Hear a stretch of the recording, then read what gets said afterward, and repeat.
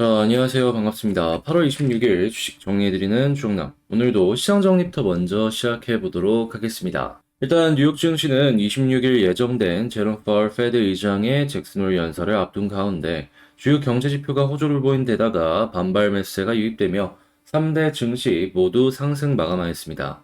이 시장에서는 파월 의장이 기존과 크게 다르지 않은 발언을 내놓을 가능성이 있다라는 전망이 제기되고 있고, 당초 파월 의장이 긴축에 대한 의지를 밝히는 등 매파적 성향을 보일 것이다라는 전망이 우세했지만, 이날 4명의 페드 위원 중에서 3명이 9월 금리 인상폭에 대해서 아직은 언급하기 너무 이르다고 언급한 가운데 파월 의장도 이와 크게 다르지 않을 것이다라는 전망이 커지고 있습니다. 자, CME 페드워치에 따르면 연방기금 금리선물 시장에서 이 페드가 9월 회의에서 금리를 50bp 인상할 가능성은 지금 39에서 37.5로 하락했고, 75bp 인상할 가능성은 반대로 1.5% 상승해서 62.5%로 올라갔습니다. 자, 국제유가는 WTI 기준 92.52달러 마이너스 2.5% 하락 마감하였고요. 채권 원조 달러 약세, 금 가격은 상승 마감하였습니다. 자, 그러면 뉴스들 하나씩 살펴보도록 할게요. 일단 제일 먼저 일단 미국 같은 경우에는 생각보다 괜찮습니다. GDP 이 잠정치를 딱 봤더니 예상보다 선방하는 모습이 보여주고 있어요. 이전에 그냥 악재를 맞은 요 지표들과 비교를 했을 때 지금 확실히 괜찮다라는 이야기죠. 그렇다라는 건 이러한 부분들은 악재가 아니게 되었으니까 호재로도 볼 수 있다. 일단 이런 거 하나 생각을 해볼 수 있고요. 자, 그리고 미국 주간 실업보험 청구 건수가 24만 3천 명으로 2주 연속 감소하고 있다는 모습 역시 일단 미국 고용은 튼튼하다라는 증거가 되어주기 때문에 이 부분 역시 되게 좋은 지표다라고 볼 수 있습니다. 다만 문제가 있다면 지금 이 미국의 경제 부분도 그렇고 고용 부분도 그렇고 생각했던 것보다 잘 버텨주고 있단 말이에요. 근데 물가만 올라가요. 그러면 이 물가를 잡기 위해서 훨씬 더 적극적으로 움직일 수 있는 거 아니겠습니까? 그랬을 때 어떤 게 올라간다? 금리가 올라간다. 자, 그래서 지금 금리가 이 난리를 치는 거다. 이렇게 보시면 될 것 같습니다. 자, 그리고 이번에 이제 인터뷰를 통해서 연준 의원들이 이제 이야기하는 것들을 확인을 할 수가 있는데, 일단 세인트루이스 연은 총재 같은 경우에는 올해 금리 인상 앞당겨야 하는 것이 타당하다. 뭐 이런 식으로 얘기를 했고, 애틀란타 연은 총재 같은 경우에는 지표가 강해지면 75bp 인상, 이 분이 이제 50bp에 대한 걸 기본으로 깔고 만약에 지표 세지면 75 이렇게 생각하시는 것 같고요. 자, 필라델피아 연은 총재 같은 경우에는 금리 3.4% 웃돈 후에 한동안 유지를 해야 된다라는 의견을 밝혔으며, 캔자스시티 연은 총재 같은 경우에는 인플레 광범위하기 때문에 해야 할 일들이 더 있다. 금리 인상을 더 해야 될 것 같다. 이렇게 이야기하는 걸 확인을 할 수가 있습니다. 저는 이 내용들을 보면서 향후 매매를 진행하는 데 있어 갖고 좀 힌트를 얻었다라고 생각을 하는데, 확실히 지금 딱 봤을 때 느껴지는 거, 금리를 인하한다던가 이런 얘기는 절대 안 하고 있죠. 자, 그렇다라는 건 최소 50bp고, 그리고 75bp 인상에 대한 부분이 지금 훨씬 더 가능성이 크다라는 걸 알 수 있으면, 일단 향후에 속도가 조금 조절이 되더라도 지금 당장은 어떤 게 진행이 되든지 간에 금리 인상은 계속될 것이다. 자, 그리고 지금 50bp에 대한 가능성도 아예 무시를 할 단계는 아니기 때문에 그 부분도 꼭 생각을 해야 되고, 그리고 금리가 이제 고금리를 유지를 하는 동안 물가가 잡힌다라고 해가지고 금리 인하를 하는 게 아니라 한동안 유지한다라고 이야기를 하고 있기 때문에 우리 역시 이제 만약에 매매를 진행한다라고 하면은 금리가 피크를 찍었을 때가 이제 저점일 수 있으니까 그때 잡으면 좋은 거잖아요. 근데 이제 거기서 잡고 나서 한동안 더 유지를 해야 된다라는 요 부분 때문에 만약에 매매 전략을 짰을 때 시간이 조금 더 필요하다는 건 감안을 해야 된다. 이렇게 생각을 해볼 수가 있는 것이죠. 물론 이건 제 개인의 생각이기 때문에 참고하실 분들은 참고하셔도 되고, 뭐 아니실 분들 같은 경우에는 얘는 또 이렇게 얘기를 하는구나 정도로만 이제 봐주시면 될 것 같습니다. 자, 그리고 금리 같은 경우에는 계속 올라가는 모습이 보여지다 보니까 미국 같은 경우에 30년 고정 모기지 금리가 다시 5.55%대로 상승을 했다라고 합니다. 근데 금리 계속 오르면 이거보다 더 올라가겠죠. 뭐 한국 같은 경우에도 지금 이 이창용 이 총재가 25bp씩 계속 올리겠다라고 이야기를 했죠. 결국에 이 미국보다는 금리가 높아야 되는 걸 생각을 해보면은 그 흐름은 천천히지만 계속해서 이제 점진적으로 올라가지 않을까 싶습니다.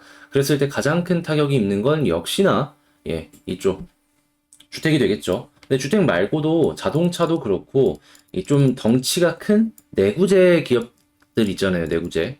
10년 이상 쓰는 이런 쪽들 같은 경우에는 대부분 타격을 입지 않을까 싶습니다. 3, 4개월로 끊을 수 없다면은 결국 그게 다 이자 부담으로 우리에게 작용을 할 테니까요. 그래서 이제 그런 기업들 같은 경우에는 좀 조심을 해보면 좋을 것 같고, 자, 연준 9월에 50bp 인상 예상, 또 이제 골드만삭스 같은 경우에는 다르게 생각을 한다라는 것도 체크를 할 수가 있겠습니다. 그렇기에 지금 정답이 없지만 50, 75 둘 다 살펴봐야 된다라는 거예요.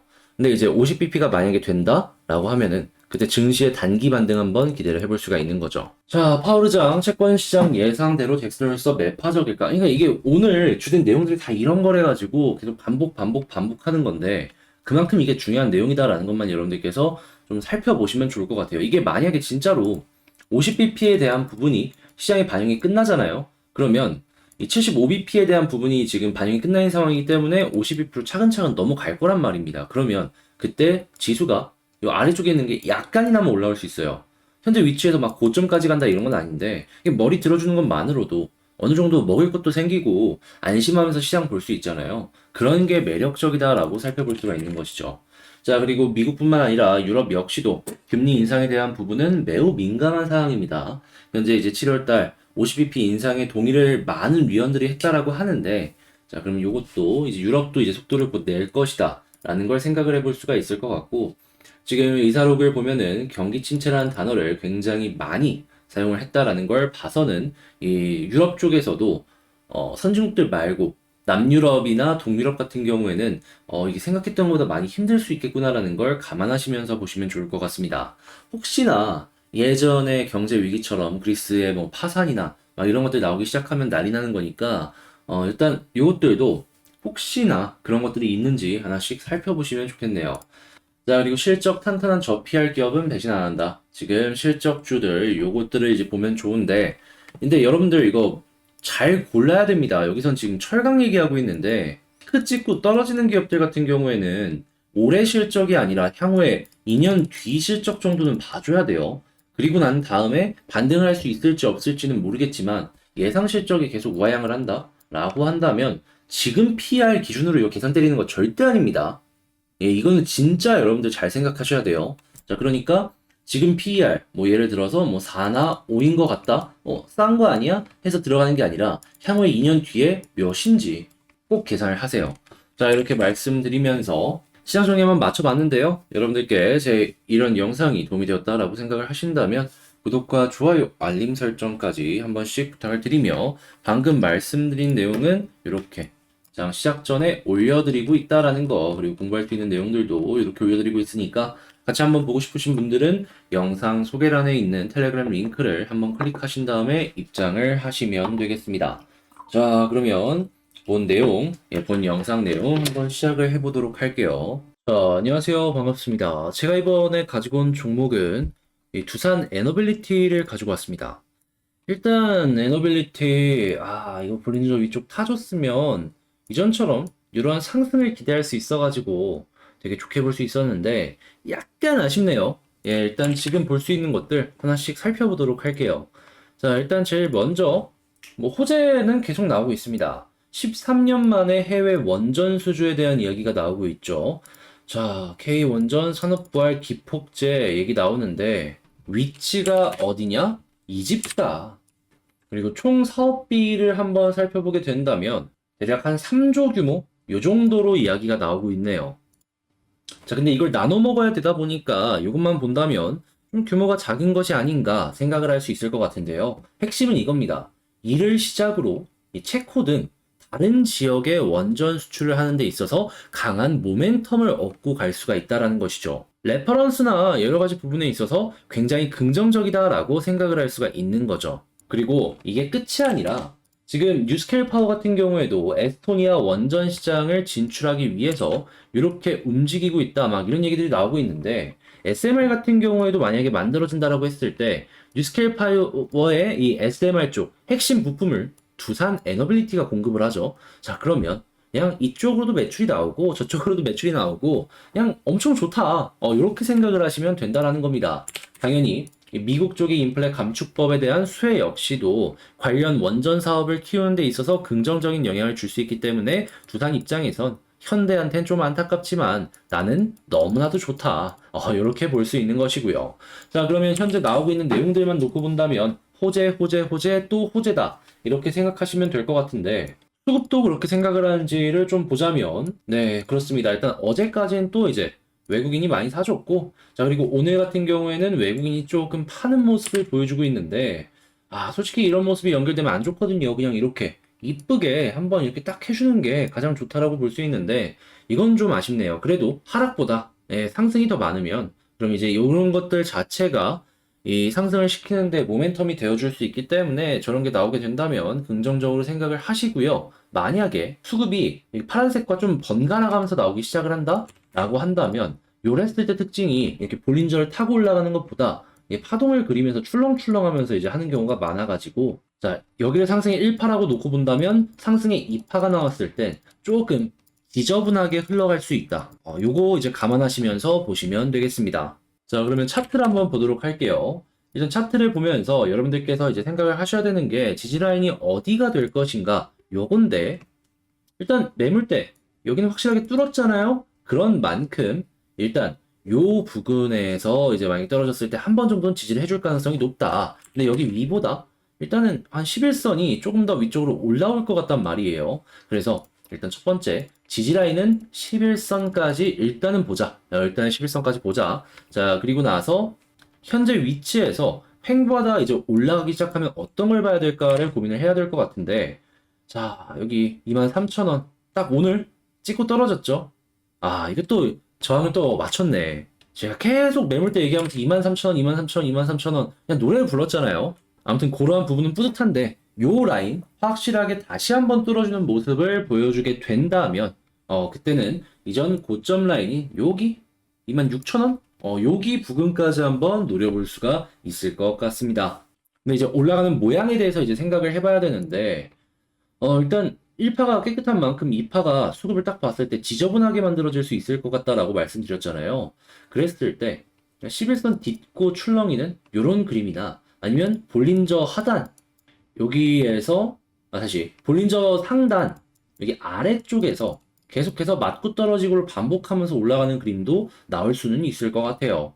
자, 그러면 일단 제가 말씀드린 내용들을 가지고 총정리를 해보자면 딱 제가 말씀드린 23,000원 맞고 오늘 떨어졌다.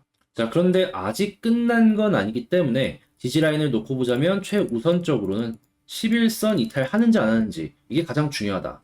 자, 그리고 두 번째 같은 경우에는 이제 올라가는 모습이 보여졌을 때 볼린저 상단을 확실하게 돌파를 못 해주는 모습이 보여지고 수급이 지금과 같다면 좀 지저분하게 올라갈 수 있는데 이 지저분하게 올라가는 패턴 두 가지 정도를 놓고 보자면 1번은 볼린저가 이렇게 있다면 요 아래쪽에서 이렇게 맞고 이렇게 올라가는 그림이다. 두 번째 같은 경우에는 11선까지 이렇게 떨어진 다음에 올라가는 요 그림이다. 요 두 가지 경우의 수가 있으니까 이런 것들을 생각하면서 현재 위치를 봐야 된다라고 말씀드리겠습니다. 하지만 아직 완벽하게 23,000원 여기 매물대 소화된 건 아니니까 여기를 뚫었을 때 요 그림을 생각하시면 되고 만약 계속 눌린다라고 한다면 단기 조정도 감안을 하셔야 될 것 같습니다. 물론 뚫는다면 그 다음 이전 고점이라고 볼 수 있는 26,000원 부분까지 생각을 해보시면 좋을 것 같고요. 자, 이렇게 두산 에너빌리티 정리를 맞춰봤는데 일단 오늘도 디테일하게 한번 분석을 해봤어요. 여러분들께 제 의견이 도움이 되었다라고 생각을 하신다면 구독과 좋아요, 알림 설정까지 한 번씩 부탁을 드리고요. 진짜 1.4만 명 구독자 가고 싶습니다, 여러분. 구독, 좋아요 한 번씩만 눌러주세요. 구독 옆에 가입하기가 있으니까 멤버십도 관심 있으신 분들은 이렇게 좋은 것들 계속 소개해드리고 있으니까 함께 보시면 좋을 것 같고요. 자, 그럼 전 여기서 이만 마치도록 하고 다음에 더 좋은 영상으로 다시 찾아뵙도록 할게요. 영상 끝까지 시청해주셔서 감사합니다.